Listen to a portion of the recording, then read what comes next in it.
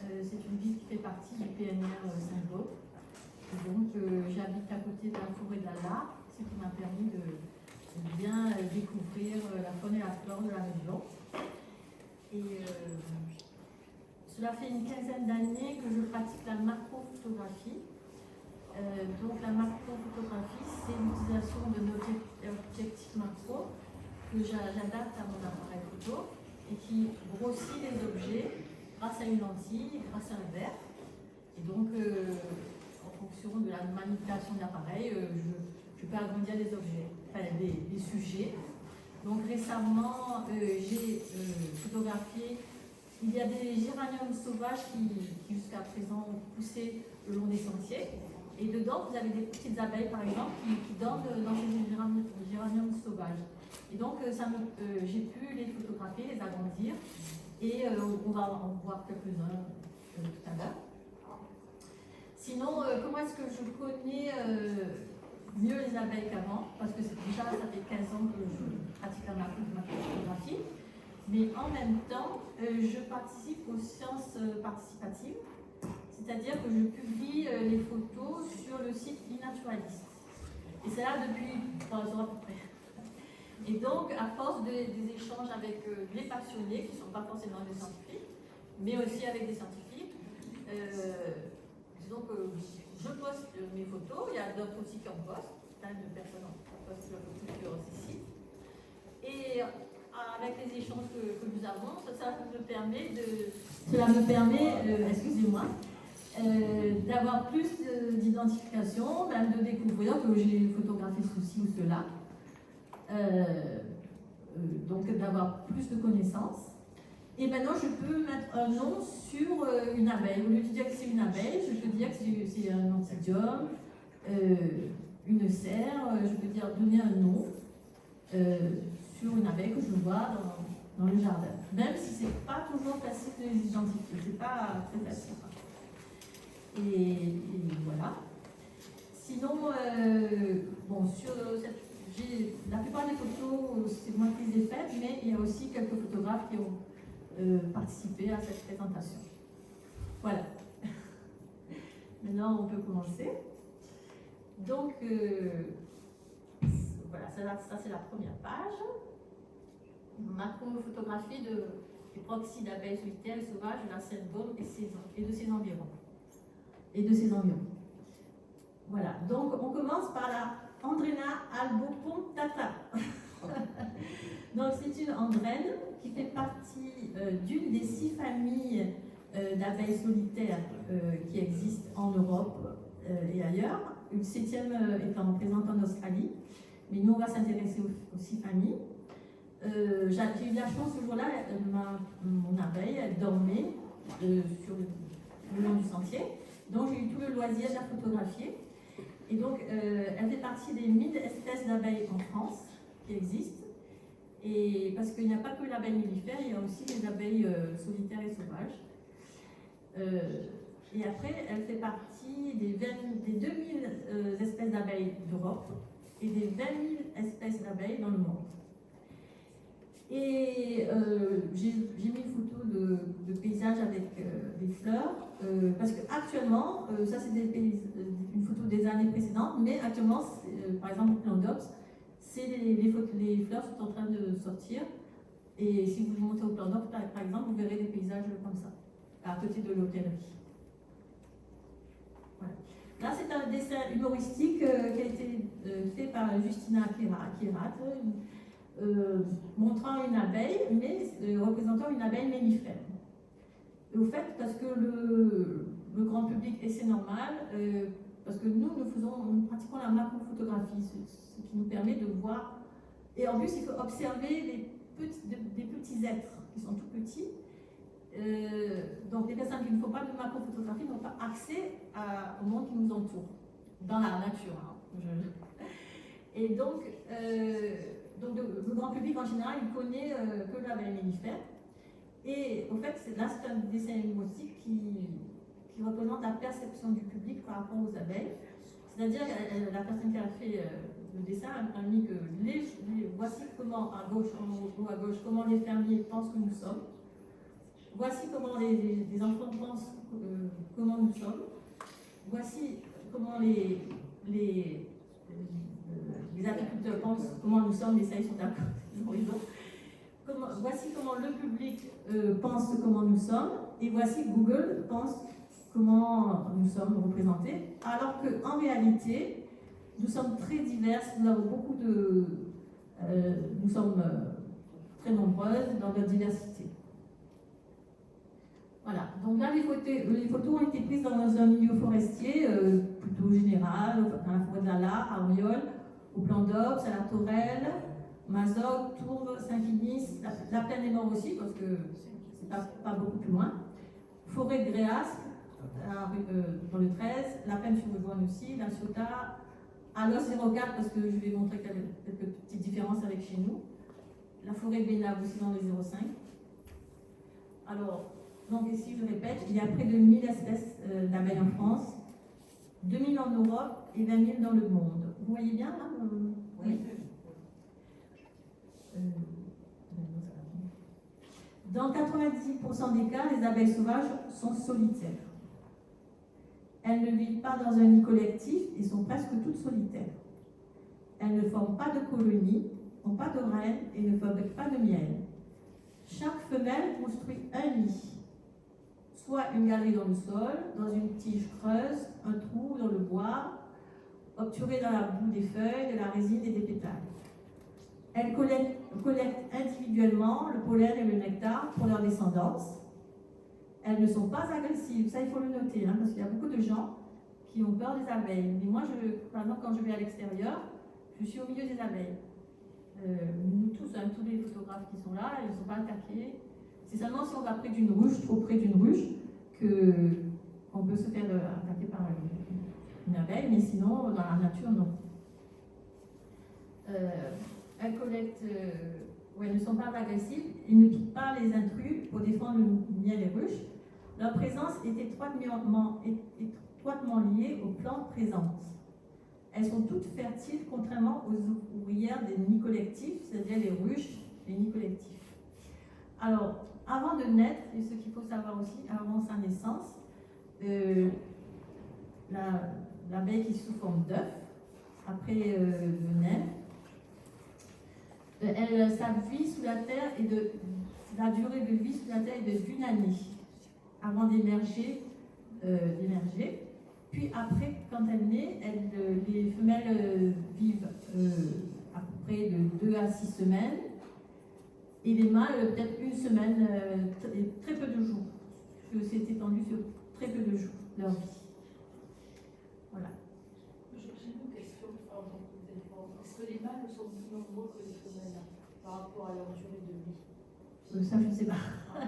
Mais les mâles sortent en premier. Et après, les mâles attendent les femelles quand elles vont sortir, c'était les mâles qui sortent en premier. Voilà.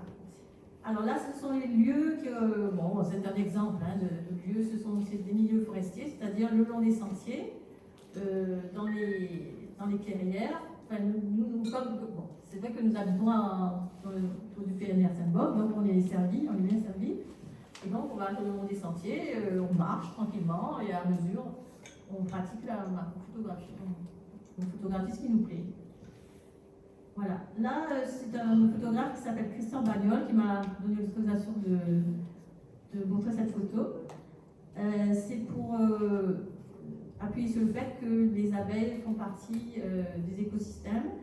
Elles font partie ce sont des maillons de la chaîne alimentaire. Et sans les abeilles et les insectes, il y a moins d'oiseaux. Voilà. Là, je commence déjà par vous présenter quelques exemples d'abeilles sauvages et solitaires qui vivent chez nous, dans le PNR Sainte-Baume ou ailleurs, enfin autour de chez nous. Donc, sur la gauche, vous avez les mégachilles poignée ligneux. Vous voyez très bien qu'elle a une particularité avec sa patte avant, là, qui est comme un os. Ça, c'est sa patte. À droite, c'est une Tetraloniella fulvescens. Ici, c'est pour montrer comment les fleurs sont importantes pour les abeilles, parce qu'elles se reproduisent aussi sur les fleurs. Et à droite, vous avez une Trachea interota, c'est une abeille qui est sur liste rouge européenne, Mais je pense que la liste rouge, elle doit être refaite, parce que ça date peut-être un peu de longtemps. Mais alors, il y a deux types d'abeilles qui se ressemblent, ça s'appelle Trashusa interruta et Intera. C'est deux espèces différentes qui vivent ici. Donc elles sont sur la liste rouge européenne, mais elles sont présentes sur la Seine-Baume. Donc moi je vais à Auriol, elle est présente à Auriol, à la Tourelle, pas loin du plan d'Ops. Voilà, je les ai croisés là-bas. Alors ici, elle fait partie des anthophores, d'un sous-genre. Alors on pense que c'est une Achinis, la personne qui l'a identifiée, sur Inaturaliste. Parce que moi, il y a des choses, des abeilles que je connais, mais je ne connais pas tout. Parce qu'il y a certaines personnes qui regardent dans les détails pour savoir pour leur donner un nom. Alors voilà, bon, la photo a été recadrée. Hein.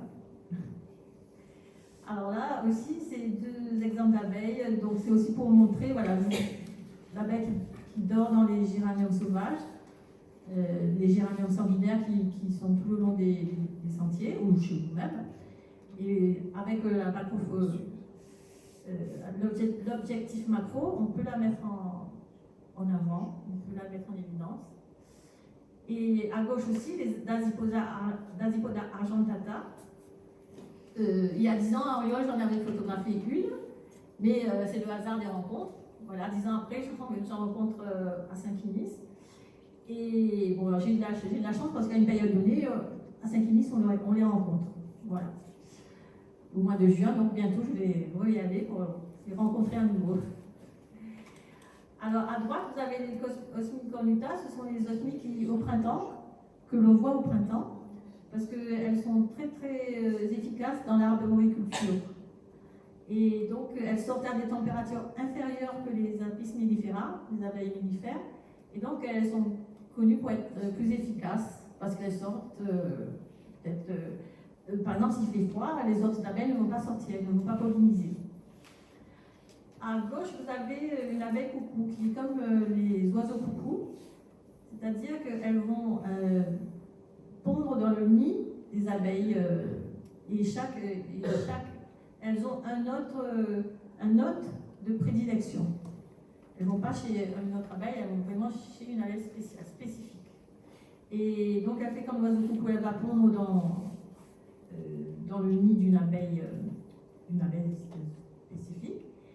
Et après, elle s'en va. Elle laisse son couvain tranquille, être élevé par d'autres. Ou il arrive que son couvain mange le couvain de l'abeille victime, sa victime. À droite, c'est une abeille assez rare aussi, que l'on trouve, moi je l'ai photographiée au Plan d'Ops, à côté de l'hôtellerie, mais elle est considérée comme rare en France. Et après, vous avez à gauche l'Anthophora bimaculata. Celle-là, elle est dans la plaine des morts, mais elle est toute petite, elle va très vite. Bon, il faut être patient pour la photographier. Alors, tous ces paysages, je mets des paysages parce que, en fait, tous ces paysages sont floricoles, sont façonnés grâce au travail des abeilles et des insectes. C'est-à-dire que sans les abeilles, sans les pollinisateurs sauvages, il n'y aurait pas de fleurs, qui sont pollinisées à 90% par ces insectes. Donc voilà, là actuellement, si vous allez au Plan d'Ops, il y a des paysages comme ça, avec plein de fleurs. Ça, c'était à Saint-Zacharie il y a quelques années. Et donc, alors, qu'est-ce qui pollinise? Ce n'est pas que les abeilles solitaires et sauvages. Les papillons, les coléoptères, les mouches, les diptères, d'autres insectes participent à la pollinisation. Mais la différence, par exemple, une abeille, elle va nourrir son couvain avec le pollen. Tandis qu'une guêpe va nourrir son couvain avec des mouches, avec des araignées ou avec d'autres insectes. Mais c'est la différence de la façon dont elle élève son couvain. Voilà. Alors la pollinisation, ça ce sont des rappels, hein, c'est seulement des rappels. Alors au cours des millions d'années d'évolution, les plantes et insectes se sont adaptés pour interagir entre eux, s'apporter des bénéfices mutuels et survivre. Ainsi, les abeilles ont prélevé et prélèvent toujours du pollen sur des fleurs pour ensuite les transporter sur d'autres fleurs qui ont besoin de ce pollen pour se reproduire. Elles vont puiser le nectar au cœur des fleurs. Dans cette quête, elles emportent des grains de pollen sur leurs pattes et des poils de leur abdomen. Alors, donc vous voyez la petite abeille qui se promène au cœur des fleurs. Ici, ce sont des lotiers corniculés. Donc, elle fait sa petite vie, elle est contente. Voilà. Alors, là, c'est un rappel. Là, donc, je vous montre une ovule qui se trouve dans le pistil de la fleur, qui, au contact du pollen, se transforme en graine. Voilà, ici. Et l'abeille, en passant de fleur en fleur, participe au brassage génétique. Voilà, des fleurs. Donc le pollen est un élément fécondant mâle au contact d'une ovule provenant du pistil et cette action crée une graine. Voilà, c'est un rappel. Voilà. Alors, comment a-t-on pu retracer l'histoire de l'abeille? Alors, c'est grâce aux fossiles en tout genre. Et donc, la présence de l'abeille remonte dans une période qui s'étend de moins 65 millions d'années au Crétacé à moins 145 millions d'années. Alors là, le Crétacé est ici. Les mouvements tectoniques des plaques ne sont pas terminés. Nous, on est ici. Et avant, il y a le Jurassique. Bon, même au Crétacé, il y avait aussi des dinosaures. Et donc, c'est entre le Jurassique et le Crétacé que les ancêtres de nos abeilles actuelles auraient fait leur apparition. Alors là, sur la droite, vous avez une abeille actuelle. Et donc là, c'est un fossile qui est piégé dans l'ambre. Et comment est-ce qu'on sait que ce sont des abeilles? C'est parce qu'elles sont poilues. Tandis que les guêpes, par exemple, ne sont pas poilues. Parce que les abeilles, elles collectent le pollen. Voilà. Donc là, ce sont des fossiles de roches, hein, dans lesquels il y a des traces des abeilles de cette époque. Alors, et en faisant des analyses ADN, les scientifiques ont découvert que les abeilles descendent d'une guêpe carnivore du Jurassique il y a moins 185 millions d'années. Alors voilà.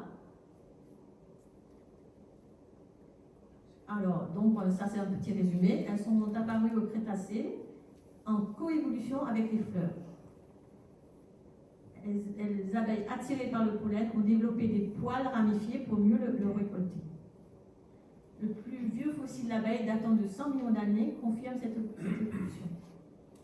Là, nous allons passer à... Alors, les premiers bourdons apparaissent il y a 40 millions d'années lors d'une période de refroidissement dans les régions d'Asie centrale pour se répandre ensuite. Les fossiles d'abeilles en Europe ont été trouvés dans l'ambre de la Baltique. Les abeilles du genre Apis sont apparues il y a 9 millions d'années. Voilà. Comment est-ce que je sais tout ça? C'est parce que j'ai lu, il y a un livre qui s'appelle de David Wilson qui parle des bourdons. J'ai mis si vous voulez photographier pour avoir un exemple. Alors, comment décrire une abeille solitaire? Bon, ça c'est... L'abeille solitaire et sauvage est un insecte invertébré, c'est-à-dire qu'elle n'a pas de colonne vertébrale. Elle tient par l'extérieur. Elle a 6 pattes comme tous les insectes. Elle fait partie de l'ordre des hyménoptères. Cet ordre qui peut être divisé en 2 groupes. Alors, par les apocrites, donc les abeilles et les guêpes font partie du sous-ordre des apocrites parce que le thorax et l'abdomen sont bien distincts l'un de l'autre et sont séparés par un étranglement. Tandis que les autres, les sépites, n'ont pas d'étranglement. Voilà, mais ça on va le voir tout de suite après. Voilà, donc comme je disais tout à l'heure, les abeilles se nourrissent uniquement de pollen. Elles nourrissent leur couvain de pollen, tandis que les autres, les guêpes, nourrissent leur couvain avec d'autres insectes.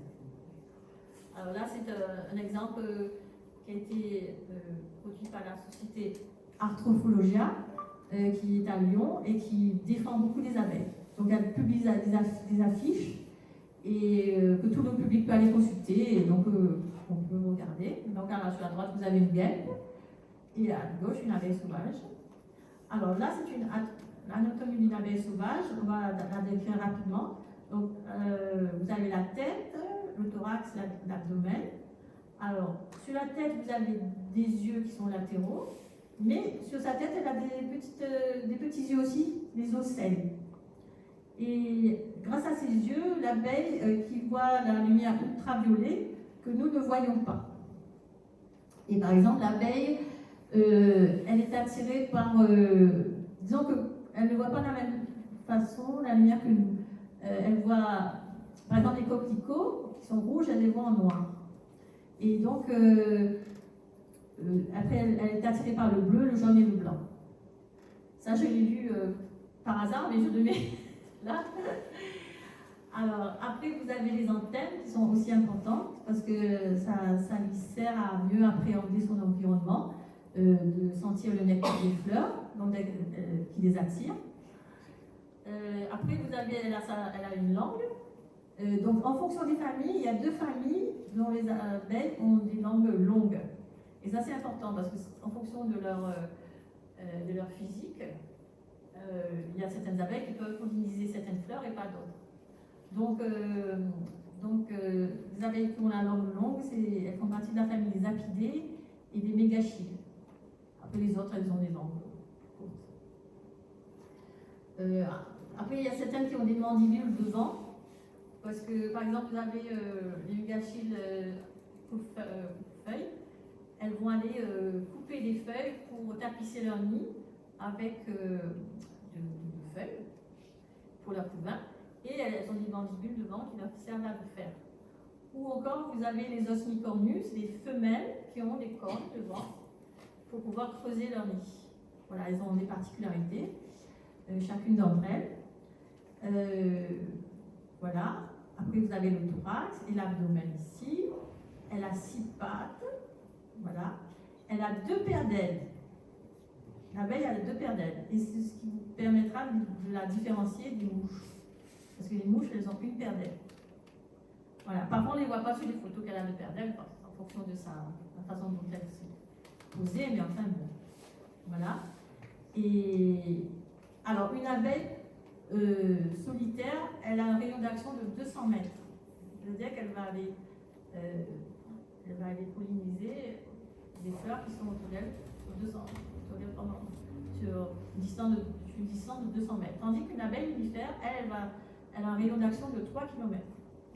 Ce qui veut dire que, par exemple, dans un cas où il y a des canicules, s'il y a trop une espèce qui est trop importante par rapport à une autre, elle peut prendre la place des abeilles qui ont un petit rayon d'action.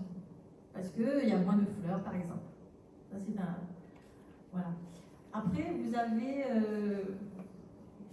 voilà. Donc, sur l'abdomen, par exemple, il y a une différence entre les mâles et les femelles. Bon, ce qu'on appelle ici les tergites. Les mâles en ont 7 et les femelles 6.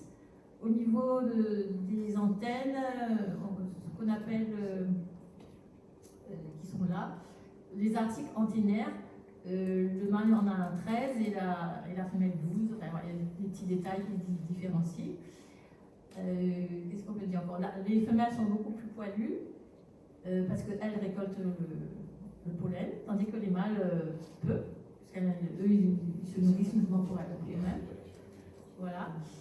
Et voilà ce que je vais dire tout ça.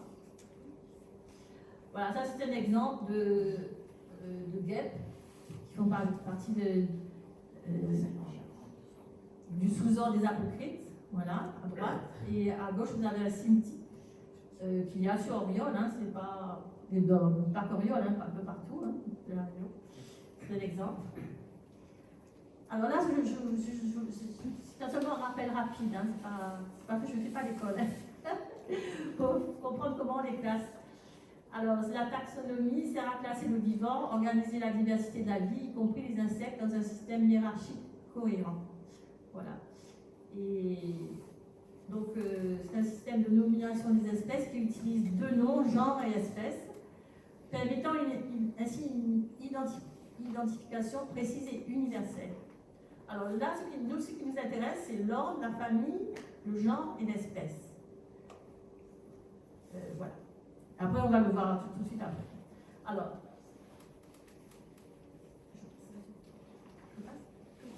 bon, alors, mais on va le voir. Alors là, c'est par exemple tout à l'heure, on avait un exemple de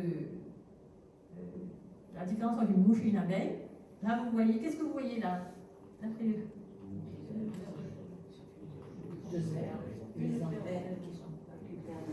Voilà, bon, à part ceux qui connaissent.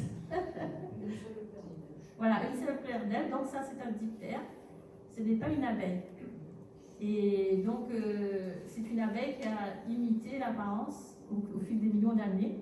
Elle a imité l'apparence des guêpes et des abeilles. Ben, il y en a beaucoup de diptères dans la région. Et donc, là, vous voyez qu'elle n'a qu'une paire d'ailes. Elle n'a pas de détremblement ici. Voilà. Et elle a de gros yeux. Si vous voyez, parfois, c'est pas facile à différencier parce qu'elles ont tellement bien imité que parfois, on ne sait pas non plus.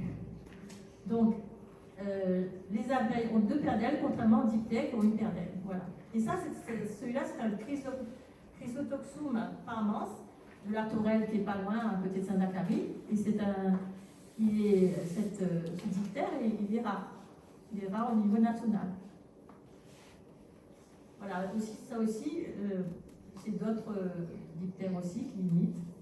Et lui aussi, pareil, le Chrysotoxum elegans, ou du cordops, lui aussi, il est rare. Tout ça, ce sont des abeilles qui sont rares. Des insectes qui sont rares. Pardon, excusez-moi. Ça, c'est d'autres exemples que je vous mets pour vous montrer le mimétisme des insectes. Voilà. Là, à droite, c'est un papillon. Là, les deux, là, ce sont des papillons. Et à gauche, c'est une mouche. C'est une mouche à gauche. Hein. Voilà.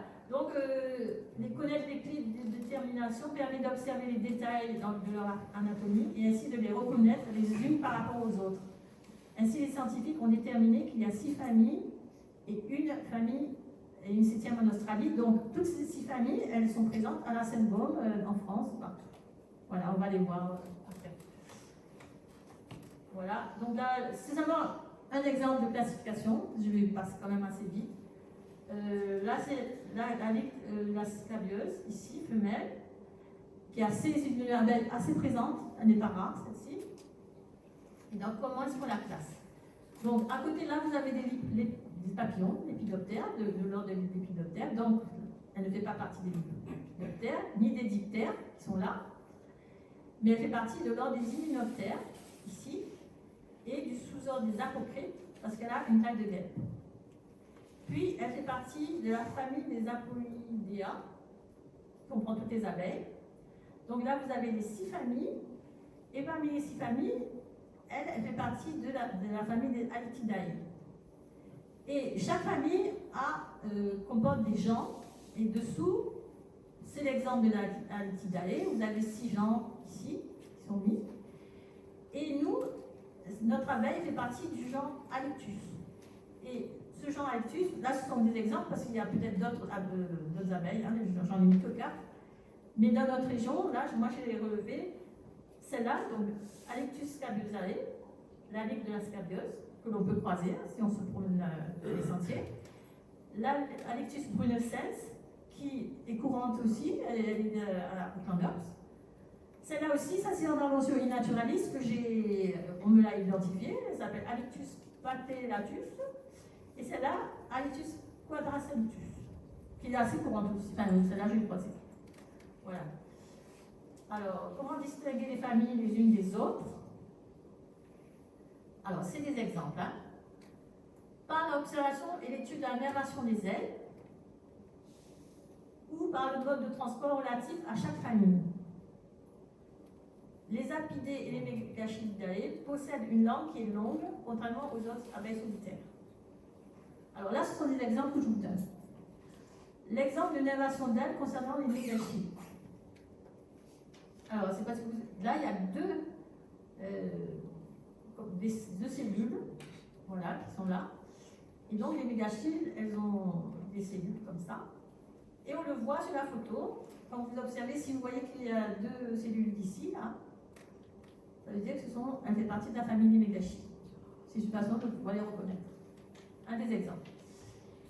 Ici, concernant la famille des Alictidae, l'Asiobosum, alors là, vous avez, c'est un exemple, vous avez une courbe ici. Si vous voyez une courbe là, c'est la nervure basale.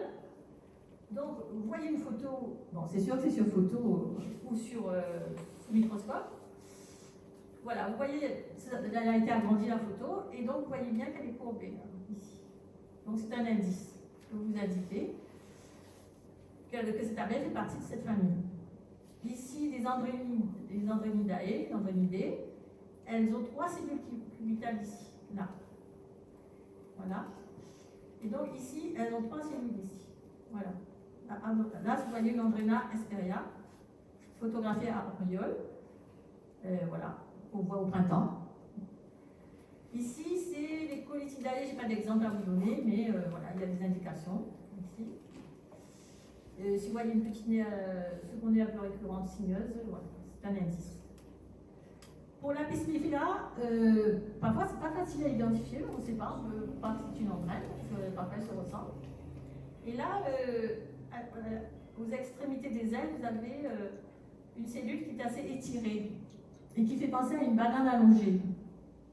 Et donc si vous voyez les ailes d'une abeille avec aux extrémités une banane allongée, ça veut dire que c'est une Apis mellifera. Et je vais vous donner l'exemple là. Ici, par exemple, ça c'est une Apis mellifera, celle qui fait le miel. Et donc vous voyez qu'elle a une banane allongée ici. Là. C'est une façon de la reconnaître. Il y a d'autres façons aussi parce qu'elle a des pattes larges, enfin, elle a les poils devant là. Enfin voilà. Là, c'est seulement un exemple que j'ai mis en plus, c'est que par rapport à son corps, comment elle se sert de son corps. Là, c'est une anthophore qui, pour s'approcher, elle se sert de ses mandibules. Et là, elle s'accroche à l'envers.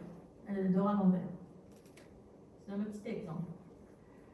Alors, ah oui, la récolte et le transport de pollen, c'est ça aussi, c'est comme ça qu'on peut les différencier. La façon dont elle transporte le pollen.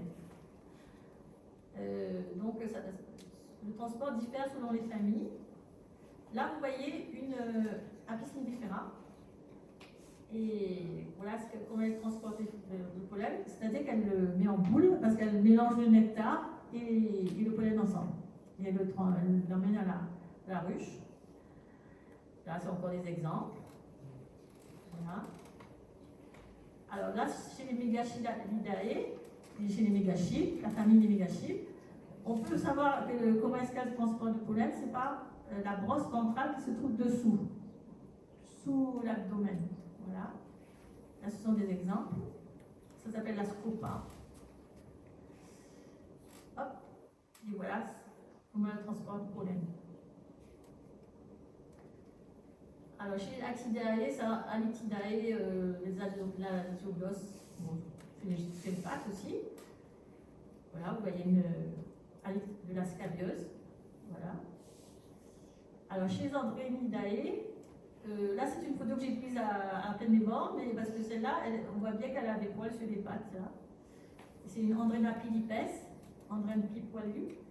Et donc, elle transporte le pollen en l'accumulant là, sur la patte. Voilà, ça c'est des exemples. Andrena morio, date de Tourbe. Là, j'ai prise à Tourbe. Là, j'ai prise chez moi, à Montréal, à la forêt d'Ala. Alors, l'Andrena nymphoanea. Découvrons en détail ensemble les 6 familles d'abeilles solitaires. Bon, là, je vous présente, comme ça, vous allez les découvrir par rapport aux abeilles mellifères. Vous allez voir qu'elles sont différentes. Bon, là, je vais passer aussi les Andrenidés. Il y a 200 espèces en France et 466 en Europe. Alors, la plupart d'entre elles nidifient dans le sol. Et c'est très important parce que les abeilles sont aussi... Elles nidifient dans le sol et elles sont aussi efficaces que les vers de terre pour le sol. C'est-à-dire qu'elles participent à la bonne santé des sols. Voilà. Alors, dans cette famille, il y a des gens, Andrena, Palmiogus, Pandanus, mais nous, on voit surtout les Andrena et Pagnolus. Alors, celle-ci, c'est une andrène de la scabieuse, qui est dans mon jardin, parce que je l'ai vue, parce que comme on est au mois de mai, juin, on la voit, et les scabieuses fleurissent actuellement. Et donc, elle est oligolectique, c'est-à-dire qu'elle dépend d'une famille de fleurs, des gnocchis et des scabieuses. Elle ne va butiner sur aucune autre fleur, que des fleurs de cette famille. Voilà. Et actuellement, les scabieuses fleurissent. C'est pour ça qu'il ne faut pas les couper, les scabieuses. Là, c'est dans son milieu naturel.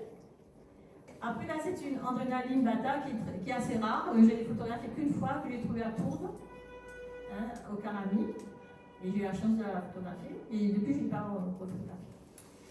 Ici, ce sont les Nigroanea. Et ça, on les voit dès le mois de février. Parce que, par exemple, dans la forêt d'Ala, vous avez un endroit qui est très ensoleillé. Donc, vous avez les globulaires qui poussent. Et donc, elles sont présentes dès le début de l'année, dès le mois de février. Et là, elles sont connues pour polliniser les ophrys. Et donc, là, elle a ramené des pollinies de la fleur. Ça, c'est la preuve qu'elle a été sur une orchidée ophrys. Voilà. Bon, là, c'est un autre exemple. En français, on dit Andrena noire bronze. Alors, les Andrena pandegae provombula, c'est des andrènes qui sont très proches les unes des autres au niveau de leur physique, anatomie, de leur anatomie. Voilà. Et actuellement, on les voit parce que actuellement, les campanules fleurissent. Donc, on peut les observer. Je les ai observés récemment. Et Patrick aussi, qui est présent ici, les a observés, les a photographiés. Donc, elles dépendent aussi des campanules, elles ne vont nulle part ailleurs. Et il y a deux espèces, Curvungula ou Pandelae, et il y a peu de détails physiques qui les différencient. C'est seulement au niveau des pattes. Voilà. Sauf qu'elles sont petites, donc il faut les observer, ou bien elles volent très vite. Bon, là, c'est d'autres exemples d'andrènes qu'il y a sur notre région, pas que sur notre région, mais en France. Andrena agilissima, Andrena thoracica, Andrena nitida, ce sont des exemples. Et celle-là, c'est Andrena thoracica, sur une fleur de Santoro des collines. Voilà, que j'ai photographié. Voilà, Andrena variabilis ou Plantops. Voilà. Les apidés, donc c'est des familles de 220 espèces en France, 560 espèces en Europe. Toujours, j'ai pris ça chez Arthrophologia, s'ils mettent ça à disposition. Voilà, les principaux genres, et toutes ces abeilles-là, on les a ici. Les Idocopa, les Anthophora, Nomada, Eucera, Melecta, Apis, Bombus. Voilà. Bon, c'est une des familles les plus diversifiées dans le monde, contenant plus d'espèces que n'importe quelle autre famille. Les Ilocopes comptent parmi les plus grandes espèces. Les bourdons, qui font partie de la famille des apidés, sont des espèces de grande taille, à pilosité dense et colorée. Alors, les bourdons, par contre, eux, ils vivent en colonie. Voilà. Bon, le pollen est collecté en l'aide de pattes postérieures. Les abeilles mellifères vivent en colonie et leur essaim est constitué d'une reine, des ouvrières, quelques mâles pouvant atteindre 6 000 individus. Pourquoi est-ce que j'ai mis ça là? Parce qu'elles font partie aussi de la famille des apidés, la même famille, même si elles ne sont pas solitaires. Alors là, c'est des exemples d'apis mellifera, vous connaissez. Voilà. Par contre, là, on arrive aux Ilocopes. Alors, j'ai pu relever 4 espèces sur la région. Il n'y a pas qu'une Ilocopes, il y en a 4. Enfin, il peut y avoir d'autres, mais moi, j'ai les ai. Alors là, les Ilocopa iris, celle-ci, je l'ai photographiée l'année dernière, dans le champ à côté de l'hôtellerie de la Seine-Bourg, du Plantops. C'est la plus petite des Ilocopes. Elle est plus petite. Celle-ci, avec ses ailes bleues, là, c'est une Ilocopana, Ilocopa valga. Et celle-ci, ce qui la différencie de l'autre Ilocope qui est juste après, c'est seulement ses antennes qui sont différentes. Voilà, quand on étudie de près, on voit que les antennes sont différentes. Voilà, et celle-là, je l'ai prise à cet endroit, au-dessus du sommet de la Seine-Bourg, enfin du massif de la Seine-Bourg. Voilà, et au fond, voilà Sota, par exemple. Et sinon, celles-ci, elles sont assez courantes. Et alors, est-ce que vous les voyez, vous, chez vous? Non? Oui. Alors, celles-ci, elles sont assez courantes. Pourquoi? Parce qu'elles nidifient dans le bois. Et nous vivons à la lisière de forêt. Et comme elles nidifient dans le bois tendre et sec, donc elles ont beaucoup de nids. Elles peuvent pondre comme elles veulent. Ici, à 35 km, partant de Gémenos jusqu'à jusqu'à Tourbe. Donc elles ont le loisir de pouvoir pondre. Donc on les voit ici un peu partout. Et voilà. Et là. Après, nous avons notre star à nous, qui s'appelle la Zylocopa cantabrita, qui vit chez nous aussi, mais elle ne vit que en France. Elle a été répertoriée surtout que sur la Seine-Bon, nulle part ailleurs.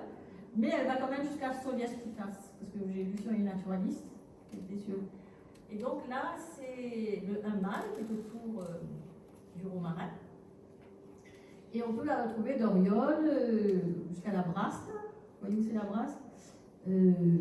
Mazog aussi. Donc voilà. Et à droite, c'est le mâle, avec à l'arrière, sur son abdomen, c'est orangé, l'abdomen est orangé, et la femelle, elle est à gauche. Voilà. Alors voilà, vous voyez sur la carte qu'elle est répertoriée que dans le sud de la France pour l'instant. Mais ça ne veut pas dire qu'elle n'est pas ailleurs. Voilà. Voilà. Donc maintenant on passe aux orthophoras. Elles aussi, elles sont assez courantes dans notre région. Elles sont courantes dans notre région, mais avant, moi je mettais de l'orthophora plumipes partout. Et au fait, sur la patte médiane, orthophora plumipes, orthophora papineuse, on voit qu'il y a de longs poils. Elle est poilue. C'est la particularité du mâle. Et donc, au fait, donc il est assez présent ici. Mais il y en a d'autres. Ça, c'est grâce à une naturaliste qu'il y a des passionnés qui les identifient. Donc, il y a l'orthophora estivale que j'ai photographiée dans mon jardin. Celle-là, je l'ai photographiée à la plaine des morts, on l'a vu tout à l'heure. Elle est très petite, elle fait du bruit quand elle vole. Après, ici, après l'antéphora dispar, c'est antéphore à tarse gonflé que je photographie. À tarse gonflé, ça veut dire que sa patte ici est large. Que je photographie chez moi, à Oriol. Hein. Celle-ci aussi, ça c'est pas loin de la Sambuc, mais elle est présente un peu partout. Hein. Antéphore bicillé, antéphore affinis. Voilà, et tout ça, ce sont les anthrophores. Il n'y en a pas qu'une, il y en a plusieurs. Ça veut dire que ça montre que la région, elle est riche. Si vous n'avez qu'une espèce d'anthrophore, c'est qu'elle n'est pas très riche. J'ai la gorge qui pique, excusez-moi, je tousse. Excusez-moi. Donc après, vous avez ici, ça c'est notre ami Anna Ménard qui l'a photographié, qui est présent ici dans la salle. En fait, c'est un autre. Moi, en fonction de son apparence, je me dis que c'est une anthrophore. En fait, c'est un autre genre qui s'appelle Abropoda, mais de la même famille des apidés. Et qui a, sauf qu'elle a peut-être la patte très large, elle est assez large, sa patte. Et donc, voilà, elle est très très jolie et elle a été photographiée à Hyères, par Alain Bénard. Voilà. Et après, maintenant, on arrive aux Amegilla garrula qui sont là. Et celles-ci aussi, elles sont assez courantes. Les garrulas, elles ont un triangle noir sur l'avant de leur tête. Et celles-ci, on peut les croiser assez l'été. Hein. Bon, elles ne sont pas nombreuses, mais on les croise quand même. Celles-ci, elles sont très jolies et elles sont plus rares. Voilà. Les Amegilla bandes. Voilà, d'autres Amegilla. Et celle-ci, dans son milieu naturel. Celle-ci aussi, elle est très très belle. Je l'ai photographiée à Oriol et au Plan d'Orbs. Elle est assez présente aussi. Et les cercles, actuellement, quand vous avez des scabieuses, comme il y a beaucoup de scabieuses actuellement, on voit, par exemple chez moi, à côté, j'habite aux Encanaux, elles sont présentes actuellement sur les scabieuses. Mais il y a plusieurs espèces de cerfs. Là, c'est une espèce, je ne sais pas laquelle. Celle-là, c'est Eucera nigrescens aussi, que j'ai photographié dans mon jardin. Alors, à gauche, c'est le mâle. Et à droite, il y a un photographe qui s'appelle Albano Suarez qui m'a autorisé à vous la montrer. Voilà. Alors là, c'est les eucères. Voilà, en ce moment, si on les observe sur les scabieuses, elles sont là. Et il y a d'autres espèces, par exemple le cerf à l'arbre noir. Et ça, je l'ai prise vraiment par hasard, c'est sur écran que j'ai découvert qu'elle avait des yeux bleus. Elle est différente. Et à gauche, c'est la femelle. Là, c'est d'autres eucères. Et là, le cerf nigrescens dans son milieu naturel. Parmi cette famille aussi, vous avez les cératines. Ici, cératines précieuses. Une espèce, mais il y a d'autres espèces de cératines. Hein. C'est un exemple seulement que j'ai là sur les yeux. Voilà. Toujours à peu près sur les mêmes fleurs. Et actuellement, ce sont celles qui fleurissent actuellement. Hein. Ils les auront, vous en verrez un peu partout. Alors maintenant, on passe au bourdon. Et le bourdon, est-ce que le bourdon est une abeille? Oui. Donc là, on va voir des exemples. Il fait partie de l'ordre des hyménoptères, de la famille des apidés, le genre Bombus. Et là, c'est parmi les bourdons, il y a une espèce qui s'appelle Bombus terrestris, bourdon terrestre. Et là, ce sont les bourdons. Voilà, ça c'est nos bourdons. Alors, donc, on a lu que, faut savoir que les bourdons, ils sont présents depuis 40 millions d'années. Bon, alors, suite à leur refroidissement, ils se sont répandus. Après, bon, là, je passe rapidement. Il y a 46 espèces en France, donc 23 en région francilienne, ça ne nous concerne pas. Alors, leur cycle de vie, ça c'est important. Leur cycle de vie s'étale sur 1 an. Et chaque année, naissent de nouvelles colonies sous terre qui meurent à la fin de chaque période de végétation. Et il n'y a que la reine qui survit à l'hiver. Voilà. Et la colonie se renouvelle chaque année. Donc, après avoir survécu l'hiver, la reine fonde une nouvelle colonie, composée d'abord d'ouvrières stériles, dans un premier temps, puis après, plus tard, d'ouvrières fertiles et de mâles. Et au fait, elles sont connues surtout pour aller polliniser les tomates. Parce que les tomates sont seulement pollinisées par les bourdons. Il n'y a pas d'autres insectes qui peuvent les polliniser. C'est pour ça qu'elles sont utilisées. Et après, elles sortent à des températures basses à l'extérieur. Donc elles sont plus efficaces que d'autres abeilles. Alors là, c'est des exemples de bourdons que nous trouvons dans la nature. Là, c'était au plan d'Ops que j'ai photographié ça. Celle-ci, celui-là aussi. Mais il y a d'autres espèces de bourdons, il n'y a pas qu'une espèce. Celle-là, c'est le bourdon des prés que l'on voit actuellement aussi au printemps. Ça, c'est une sous-espèce identifiée grâce à iNaturalist. Parce que moi, je ne veux pas l'identifier, je ne veux pas suivre. Toujours le bourdon des prés, qui est très beau, mais qui va très vite aussi dans ses déplacements. Le bourdon des champs, côté.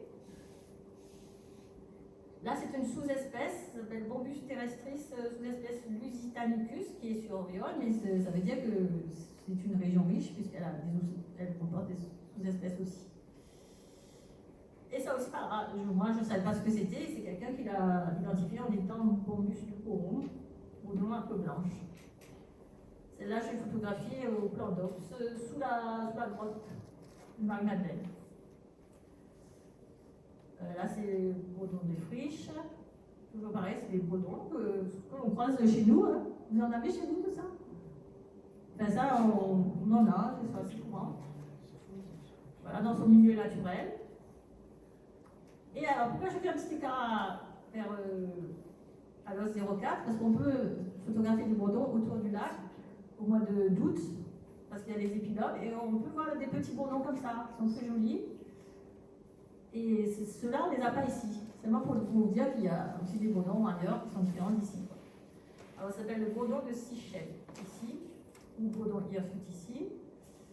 Et on les croise. À Blieu aussi. Là, ceux-là, ici, je ne les ai jamais photographiés, ceux-là. Les bourdons des pierres. De notre région, hein. Mais ça ne veut pas dire qu'ils n'y sont pas, c'est que je ne les ai pas photographiés, c'est tout. Voilà. Et voilà. Et maintenant, on va passer aux Alictidae, la famille des Alictidae. Alors, 160 espèces en France, 314 espèces en Europe. Et la particularité des femelles, pourquoi? En plus, je viens de la photographier, celle-là, il y a 2 jours. C'est qu'à l'extrémité de l'abdomen, elles ont un sillon. Alors, pour les identifier, si vous voyez une femelle qui a un sillon, ça veut dire que c'est une halicte ou une nasolose, voilà, qui fait partie de la famille des Alictidae. Voilà.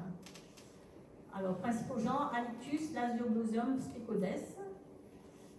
Elles sont majoritairement solitaires, mais parmi elles, il y a quand même certaines qui vivent en colonie. Il y a quelques exceptions parmi elles. Alors, bon, là, je vais passer parce que... Voilà, donc elle se repère facilement grâce au sillon qui est là. Alors là, c'est l'abeille qu'on a vue tout à l'heure. Elle est assez commune ici. Quand je dis commune, c'est une abeille qu'on croise. C'est pas une abeille qui est rare. Voilà. Celle-ci. Mais il n'y a pas que l'halicte de la scabiose, il y a d'autres halictes. Donc les mâles, alors les femelles, elles sont plus dodues que les mâles. Les mâles ressemblent à des boîtes d'allumettes. Pas des boîtes d'allumettes, des allumettes, qui sont beaucoup plus fins. Et là, vous voyez un mâle, là. Et ça, toujours au plan d'Ops, il est assez étiré, assez mince. Et ça a été, il a été identifié sur les naturalistes comme halicte à palette. Voilà. Donc au plan d'Ops. Celle-ci aussi, Halictus brunescens, halicte brun. Et là, ses antennes sont courbées. Voilà. Ça, vous le voyez au plan d'Ops, l'été. Celui-ci, ça, c'est une halicte qu'on voit à la peine des morts. Bon, c'est un exemple. Ça, ce sont des halictes aussi qui sont courantes ici. Enfin, courantes. Pour celle de gauche, elle n'a pas été identifiée pour l'instant. Donc, il y a certaines qui ne sont pas identifiées, on ne sait pas. Celle-ci, elle aussi, je l'ai croisée. Voilà. Alors, c'est celle-ci qui vit aussi en colonie. C'est une particularité chez cette espèce. Et après, vous avez Astricodes, qui est une abeille coucou. Squatter les autres nids. Alors, là, c'est celle que je préfère, les mégachides. Celle qui collecte le pollen par la brosse, grâce à sa brosse ventrale. Alors, il y a 200 espèces en France, 442 espèces en Europe. Bon là, tous les genres qu'il y a, Antidium, Osmien, Mégachie, Viturgus, Clélostoma, Galeriades, Trachyta, qu'on a vu tout à l'heure.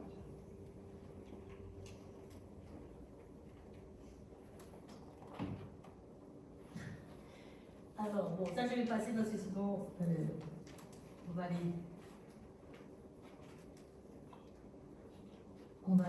je vais vite passer pour vous les montrer.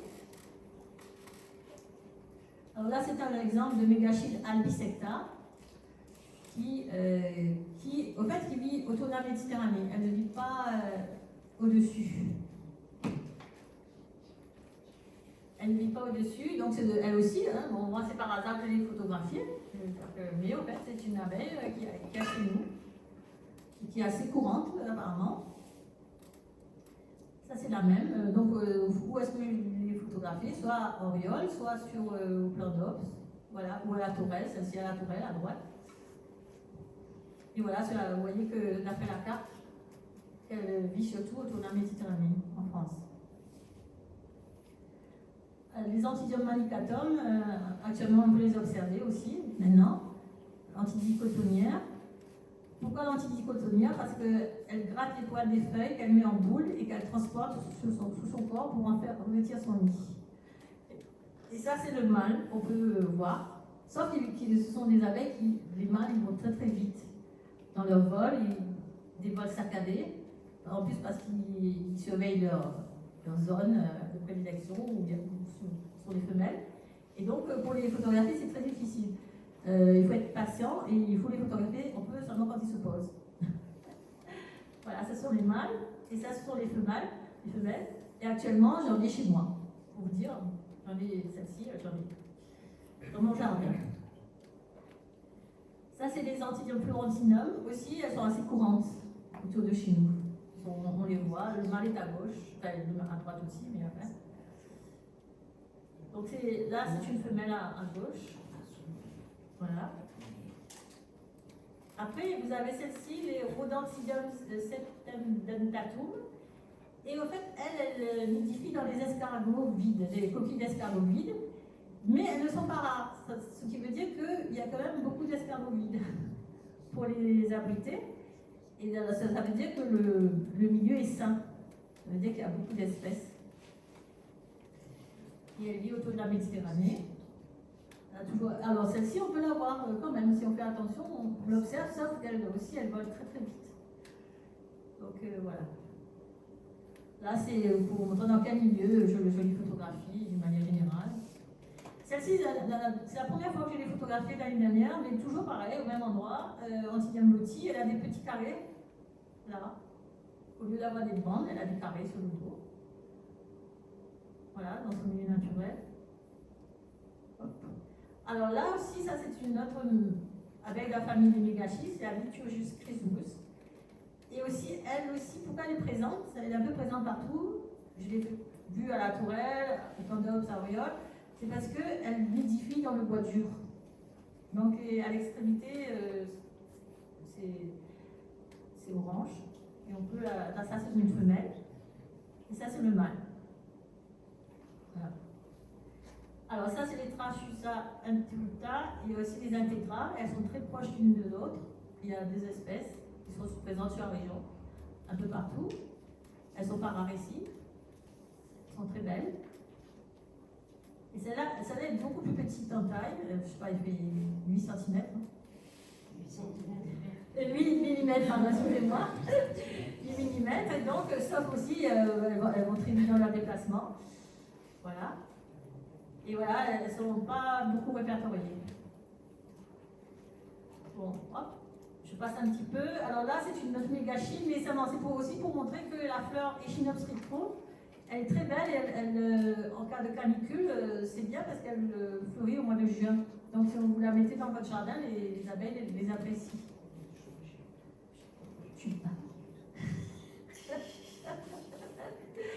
Voilà, c'est d'autres abeilles voilà, qui existent. Et celle-là, par exemple, c'est une autre mégachile. Et sur le moment, je me dis, il y a plein de mégachiles. Je peux en prendre une. Je l'ai prise quand même. Et à l'écran, j'ai découvert que c'était une autre. Parce que vous voyez, sa patte devant, là, elle est, comment on dit ça? Sa patte avant est blanche, qui ressemble à un os. En fait, elle est particulière, c'est une autre espèce encore. Donc ça veut dire que le milieu est riche. Ça veut dire qu'il y a beaucoup d'abeilles différentes. Celle-là aussi, elle est assez... Celle-ci, je l'ai photographiée dans mon jardin. Gâchis noir. Celle-ci, près de l'hôtellerie. Elle s'appelle Oclitis cristatula. Elle est sur liste rouge, mais apparemment pas trop rare quand même. Et donc, elle a la particularité d'aménager son nid dans le sol avec des morceaux de pétales. Celle-ci aussi, dans mon jardin, Oclitis perezi. Elle aussi, pareil, elle utilise des pétales pour aller aménager son nid. Celle-ci, je l'ai photographiée récemment aux Ancano. C'est la Rhodanthidium stiticum. Et elle aussi, elle nidifie dans les nids d'escargots vides. Voilà, elle est très jolie, mais elle va très très vite. Alors, on peut la photographier que quand elle se pose. À moins de savoir le faire, voilà. Donc, dans un multiplié. Voilà. C'est sûr que... On ne voit pas. C'est sûr que ça a un effet différent. Alors celle-ci, Antidium diadema, au plan d'Op, aussi, près d'Ostéry, et elle est assez rare aussi au niveau national. Vous voyez, sur les cartes. Et pour les photographier, c'est assez... elles vont très très vite, donc c'est surtout quand elles se posent, mais elles se posent que quelques secondes. Hein, donc il faut vraiment être très très réactif quand vous les photographiez. Voilà, vous voyez, regardez sa carte, on n'a pas beaucoup. Celle-ci, c'est la Megachile structuralis, voilà, qui est venue d'Asie. Elle est présente. Alors, il y a des lieux où elle est assez présente, on la voit quand même, qui cohabite avec les autres. Mais elle n'est pas connue pour les... Il n'y a pas d'études qui prouvent qu'elle est invasive par rapport aux autres. Voilà. Mais elle est présente chez moi, en Oriol, elle est présente au Candops. Voilà. Il y a des lieux où on la voit moins, mais il y a des lieux où, quand il y a beaucoup de fleurs, on la voit. Alors les Chalicodomes, ce sont des abeilles aussi qui sont considérées comme rares, qui sont sur la forêt d'Ala, que moi j'ai photographié ici. Et donc, elles construisent leur nid avec de la salive, en mélangeant la salive et le sable qui est sur le sable, la poussière, et elles édifient leur nid. Et celles-ci aussi, elles édifient leur nid, mais dans la nature, c'est-à-dire elles construisent un nid. Celles-ci, les Megachipyrenica, qui sont rares et qui ont été évoquées par Jean-Henri Fabre il y a 100 ans dans ses livres. Et voilà, là, elles édifient leur nid, mais celle-ci, elle a été photographiée dans le Var. Donc, pas très loin d'ici. Et là, vous voyez leur nid, là. Puis, alors, nous, on revient à nos petites osmies qu'on adore. Ça, c'est Osmie cornuta. Donc, le mâle, il a des poils. On sait que c'est un mâle parce qu'il a des poils ici. Voilà, et qu'on observe au printemps, beaucoup. Là, j'ai mis ça parce que j'aime bien la photo, c'est tout. Alors là, c'est nos petites osmies qui travaillent au printemps. Voilà, les abeilles maçonnes. Elles sont utilisées beaucoup dans la floriculture. Alors là, on voit bien que la femelle elle a des cornes, ici. Et elle s'était posée sur mon pull. Je fais la photo comme ça. Et elle n'est pas restée longtemps. Enfin non, elle est restée longtemps pour que je puisse prendre le temps de la photographier. Alors là, je l'ai fait défiler. Il y a beaucoup d'osmies différentes, d'espèces différentes. Donc ça, c'est Osmie orulenta qui nidifie aussi dans les coquilles d'escargot. Osmie bicolore, on voit que ses pattes sont oranges. Elle nidifie aussi dans les coquilles d'escargot. Alors on les voit. Osmie bicornis, elles aussi, on les voit. Ça, c'est derrière chez moi, dans la forêt de la Larpe, que j'ai pris en photo. Celle-ci, Operdops. Celle-ci, Osmie melanogaster. Donc, elle était à l'ombre, là. C'est pour ça que, pour la photographier, c'est pour ça que l'image est différente. Elle est toute petite, elle va très vite aussi. Ça, je l'ai photographiée. Bah, elle est sur viol, hein. Elle est sûrement en l'air aussi. L'Osmie signata ici, les scientifiques étaient très contents de savoir que j'allais photographier parce qu'apparemment elle est assez rare. Voilà. Après il y a l'Osmie ruflorita, Maintenant on va passer au Melitidae. Melitidae, 13 espèces en France, 37 espèces en Europe. Alors ça ce sont les Dasipodales et Macroplis les Medita. Ils sont les abeilles à culottes. Bon, elles doivent leur nom au long poil visible sur les pattes postérieures. Bon. Je vais aller assez vite pour qu'on ait le temps de voir. Là, à Tours, je l'ai photographié il y a quelques années. Là. Quand on met espèce, ça veut dire qu'on sait quel est le genre, mais on ne sait pas quelle est l'espèce.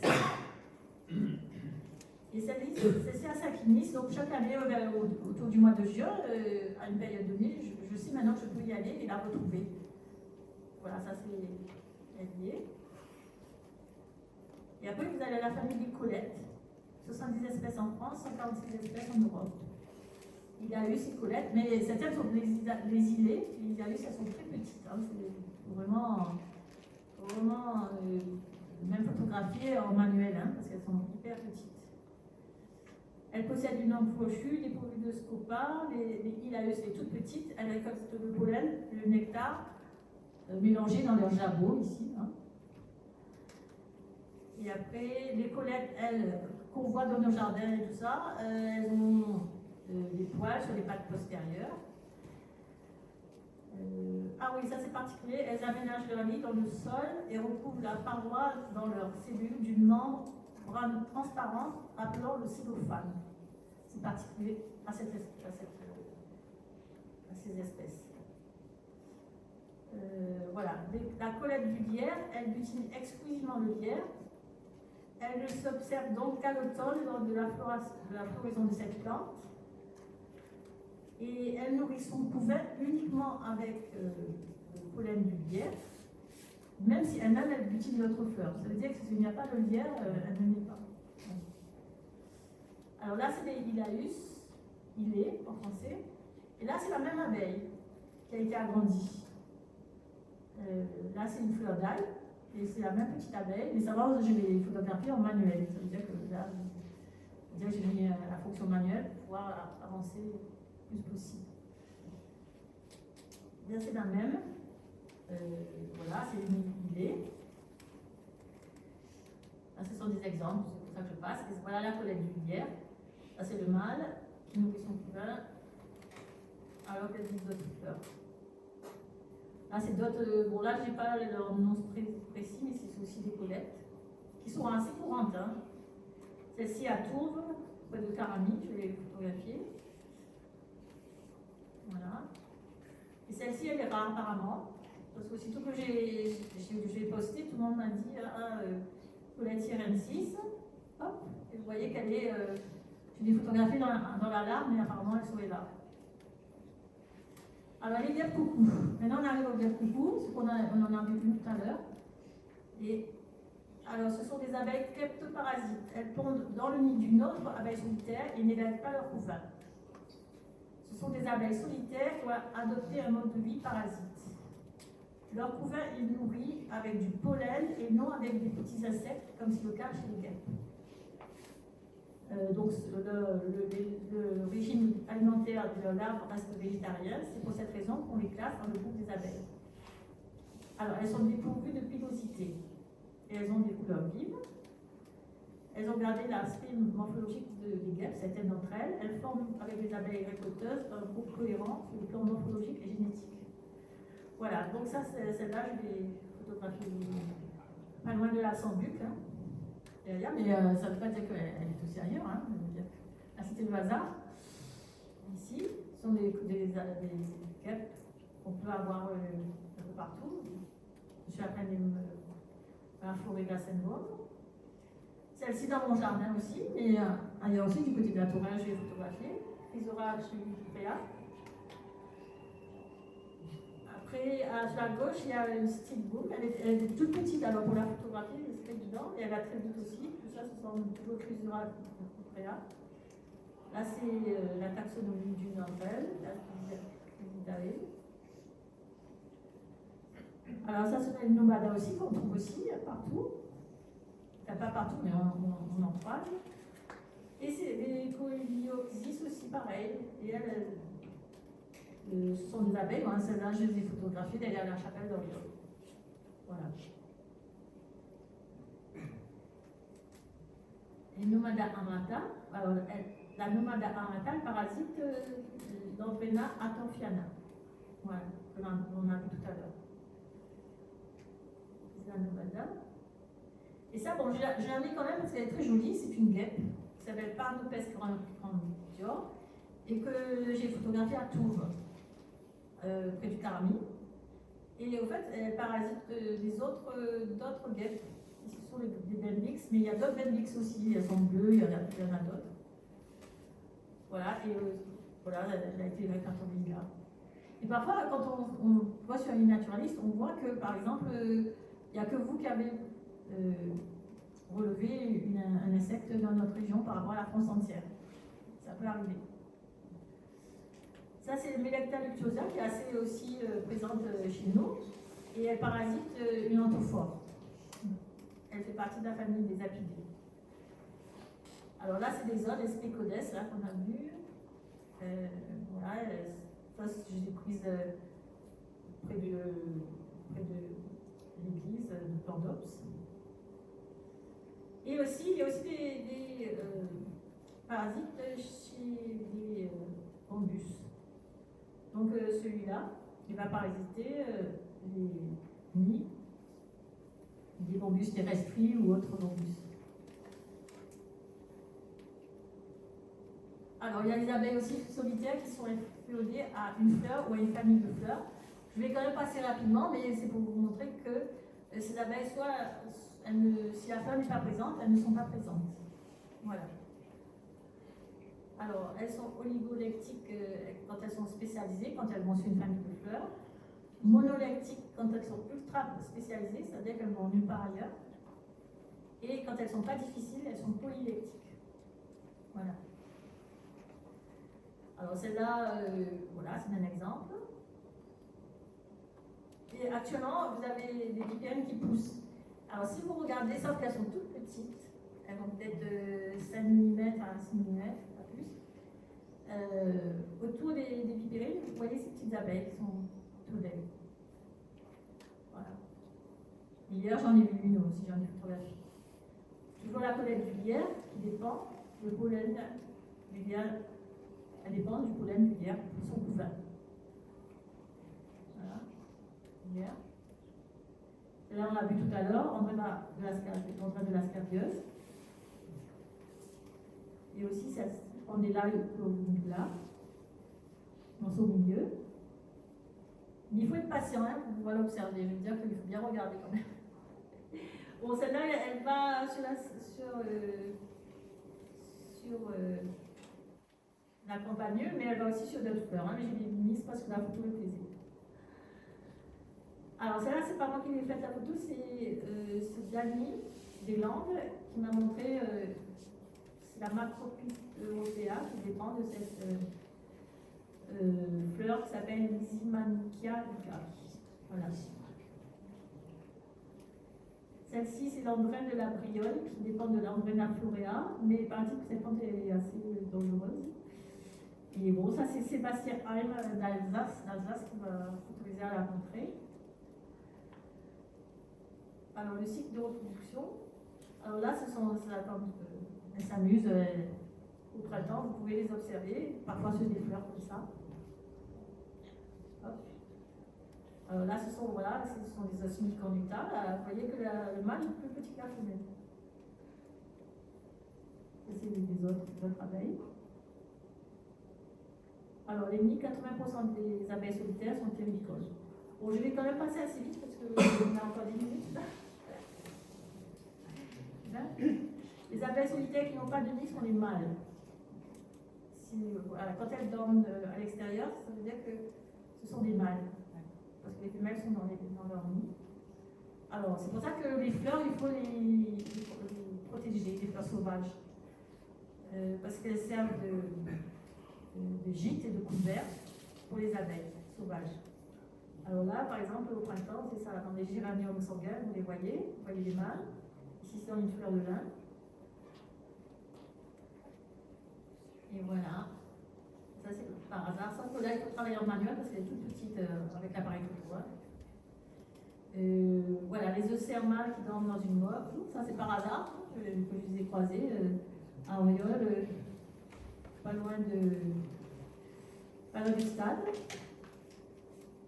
Et voilà, là, ce sont les mâles, les œufs qui dorment dans les mauves. C'est pour ça que quand vous voyez des mauves, elles sont très précieuses, il ne faut pas les couper.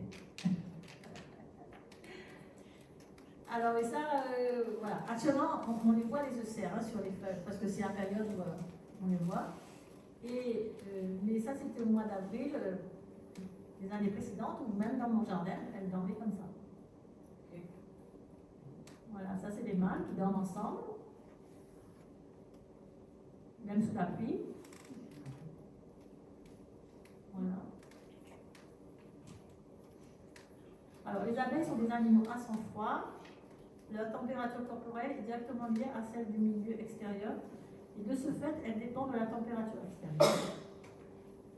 Pourquoi? Pour assurer toutes les fonctions biologiques vitales, comme l'alimentation, la reproduction, les déplacements et la croissance. Ces contraintes physiologiques liées aux températures les forcent à être actives durant certaines périodes de l'année et inactives à d'autres.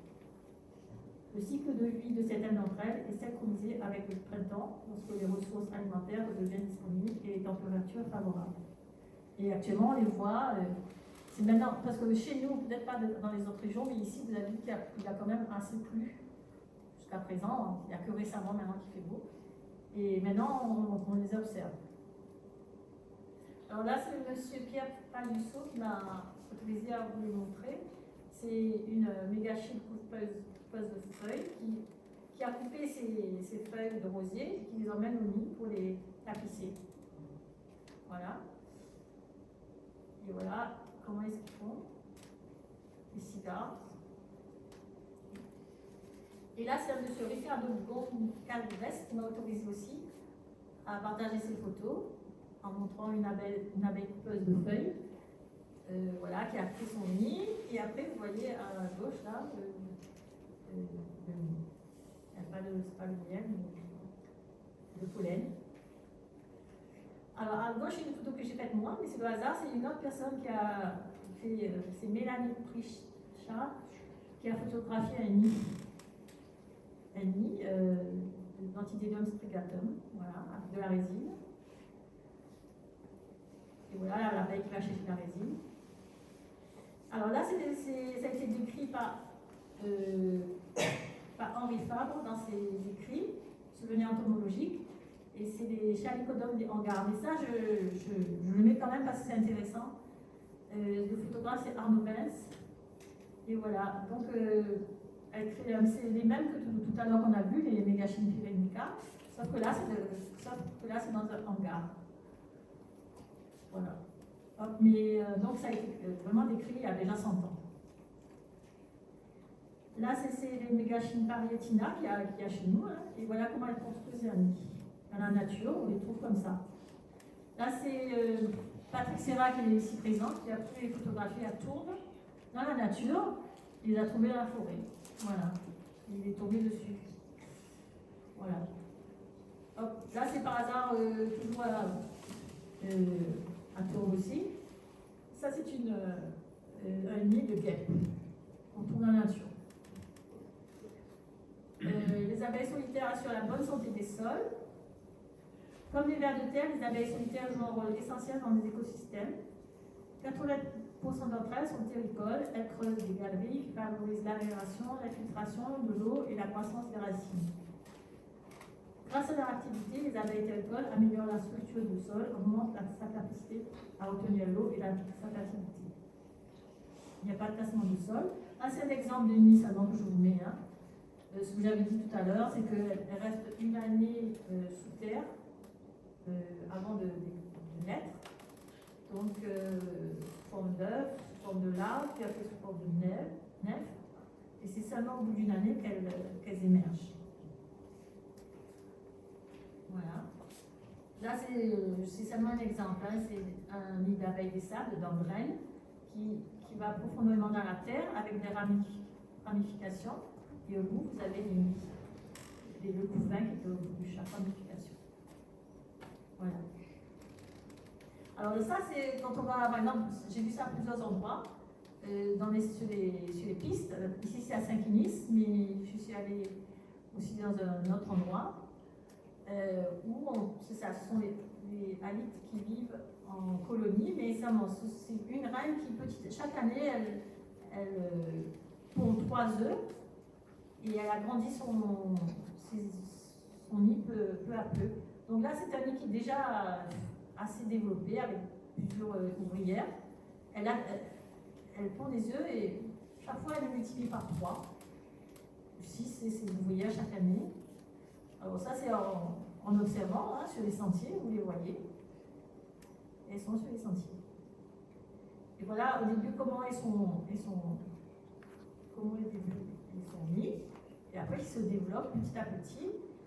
Et à la fin du nid, elles font des mâles qui, eux, vont aller chercher d'autres femelles et pour occuper d'eux.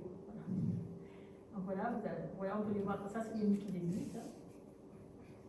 Ça, c'est une abeille qui creuse. Ça, c'est pourquoi je la remets celle-là, parce qu'en fait, elle est devant son nid, là, dans la terre, dans du sentier. Là, c'est une anthophore. Alors, les abeilles hélicicos, ce sont celles qui nidifient dans les coquilles d'escargot.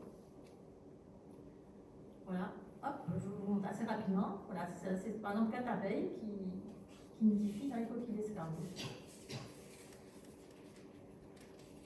Et celle-ci, c'est l'osmite bicolore qui va recouvrir son nid de brindilles. Mais elle fait un travail très énorme par rapport au fait de vouloir cacher son nid par rapport aux prédateurs.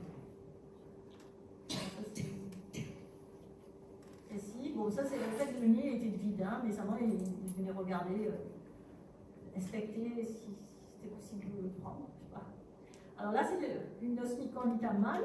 Elle a il a des moustaches qui attendent les femelles devant sur une structure en bois. Voilà, ça c'est à la Tourelle, sur le sentier, j'ai vu ça. Et ça c'est une photo de Jean-Claude Tempier qui a photographié une mégachine structuralis de son site de compte. Et c'est l'abeille qui vient de Chine. Voilà. Qui est quand même assez présente ici maintenant. Alors là, c'est la partie. On va finir après. Ça, c'est la relation entre les orchidées et les abeilles. Alors, il existe des plantes très spécialisées vis-à-vis de leurs pollinisateurs. Donc, au bout de 40 millions d'années, il y a des plantes qui ont inventé des stratégies pour attirer les abeilles. Et donc, ce sont les orchidées du genre Ophrys. Alors, celles-ci doivent obligatoirement compter sur une seule espèce de mâle d'abeilles sauvages. Elles ne produisent ni de pollen ni de nectar, mais des substances chimiques identiques à des phéromones sexuels de femelles. Donc il faut le faire quand même. Allez, éviter. Alors là, c'est un dessin animé aussi de Justina Pierrat. Et voilà, et celle-ci, ça c'est le hasard aussi, je suis tombée sur elle à Saint-Clinis. Et je me demandais pourquoi est-ce qu'elle ne s'en allait pas. Je me suis dit, elle a peut-être été attrapée par une araignée. En fait, non, elle est restée là et j'ai eu tout le loisir de pouvoir la photographier à mon aise. Donc, elle est autour de l'Ophrys drumana et c'est une mégachile parietina. Voilà, c'est la même. Voilà. Et après, bon, là à gauche, vous avez une Ophrys coulée. C'est pour montrer que le lien des fleurs et des abeilles ou des pollinisateurs, parce que par exemple, celle de gauche, je n'ai pas noté son nom, mais c'est une mouche qui la pollinise. C'est pas une abeille, celle-ci. Mais celle-ci, par exemple, je l'ai dans la forêt de la Lare. Elles sont toutes petites, elles sont comme ça. Mais bon, elles sont belles quand même. Et celle de droite, c'est une Anacampis longicornum, et qui est hyper rare en France. Il n'y a qu'un exemplaire qu'on connaît. Et elles sont en Italie, mais en France, elle n'a pas de pollinisateur. Donc, elle ne se reproduit pas. Voilà, c'est pour montrer l'importance des pollinisateurs. Voilà. Après, bon, là, je vais passer vite. L'équilibre naturel interdépendant des êtres vivants. Voilà, donc, c'est pour vous montrer les oiseaux. Actuellement, il y a des guêpiers. Et donc, il y a des photographes qui m'ont autorisé à vous les montrer. Donc, voilà, vous voyez l'importance, le rôle que jouent les insectes. Ça, c'est M. Daniel Moras aussi, qui est présent actuellement dans notre région. Et il m'a autorisé à vous les montrer ces photos. Voilà. Toujours avec la même victime, pour l'instant. Ça, c'est un photographe du Kenya. C'est Didier Rossa du Togo qui a photographié ici. Mais il y en a d'autres. Tous les jours, vous envoyez des exemples tout même. Hein, ici, il y a des photographes qui les ont photographiés récemment. Alors là, c'est un exemple d'interdépendance des êtres vivants, c'est-à-dire que cette mouche qui s'appelle Cyclus peruginus. Alors ça, je l'ai su grâce au livre. Hein. Grâce au livre, c'est que cette mouche, elle va sauter, alors que l'abeille mégachile est en vol, elle va sauter sur son abdomen, elle va pondre l'abdomen, et après, les œufs vont se développer dans l'abdomen de l'abeille. Voilà. Bon, alors ça, c'est des autres. Cette mouche, elle pond dans les œufs des abeilles, dans les nids des abeilles, pardon. Là, c'est ce qu'on a vu tout à l'heure. Là, c'est avec les araignées. Voilà. Et voilà. Et maintenant, c'est fini.